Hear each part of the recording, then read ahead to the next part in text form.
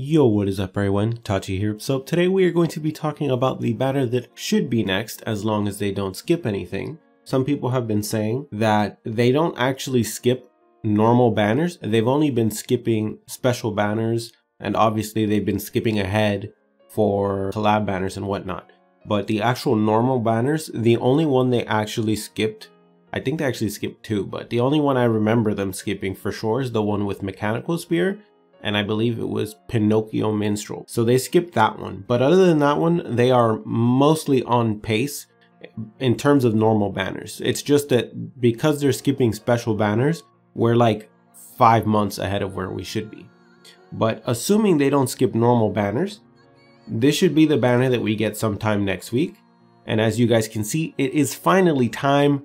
Snow White Paladin. Unfortunately, I'm not going to be able to use her for obvious reasons, because why would I use her when I can use Half Nightmare? Do I take that 25% cut in Colo just to support my waifu, or do I just go for extra damage? Hard to say. But anyhow, she should be the next banner, and obviously with her we will discuss the weapons. This time we'll actually talk about the ones that are not appearing on the actual gacha banner list on the wiki, but they are actually rate up. I believe they should be like a 0.44% rate up, which is still substantial. But anyhow, first of all, her spear, you guys can already tell, Dauntless Courage. This is an auto pull for anyone that uses spears, magic damage, anything of the sort, especially Half Nightmares. Definitely pull for this. If anything, I would say you want to max this out, because this will stay in your slots for quite a while. Obviously it is DC 1, not DC 2 like Mechanical Spear, but DC 1 is still quite good. Then you have the 1 to 2 target, which unfortunately it's not a full 2 target, but it's still pretty good. 1 to 2 target, and it also decreases the enemy's magic attack by a small amount. It's not going to be much, but it will help a little bit. Total stats are a little bit on the low side, but obviously this is expected. These are weapons that should be releasing at this time. It's only a couple hundred stats anyway, so it's not a huge deal. Plus, because the split in magic attack is pretty good, as you see here, it still has 2277. That's actually only maybe like a 50 drop from the high-end spears. It's not bad at all. You're pretty much just losing out on P attack and like the defenses. So I don't really care too much about those. I can just like upgrade my armor or whatever. It's fine. Now on to the next thing. It is going to be Barbarian. Like I said before, Barbarian when evolved does actually have Defiant Roar tier 3, which is a 40% increase in all attack skills if I'm not mistaken, if you're losing, which is a pretty big upgrade from Defiant Roar 2. I think it should be at least 5 if not like 10% gap. It's quite large, plus obviously it's free, and it also has significantly more stats. As you guys see here, it has 6800 total. Now obviously this is 1200 less than things like I think Cecilia is 8k. I think Lindworm is about the same here, maybe 6700. So some of the nightmares that we have now are 8k. Oh, Library Wisp. Library Wisp is also around 8k. So it's about even with the elementals and maybe Eris, but it's lower than things like Cecilia. So it's still fine. Every guild should have one of these anyways, because there's no point in using something like Justice when you can use this. Overall, this is probably going to stay in the meta for a very, very long time. If I'm not mistaken, JP still uses Barbarian, so it's obviously something that we will be using long term. Perhaps even if you are not the designated Barbarian user, you should probably grab him anyways, just for the increase in stats if you do not have the nightmares. Now obviously that does not mean you should focus him instead of getting dupes of your weapons. Perhaps dupes of your weapons could be more important. For example, in my case, I already have 5 L nightmares, so I don't really need to have another L nightmare. That would just be going into my subgrid unless I bring him in to replace one of my nightmares.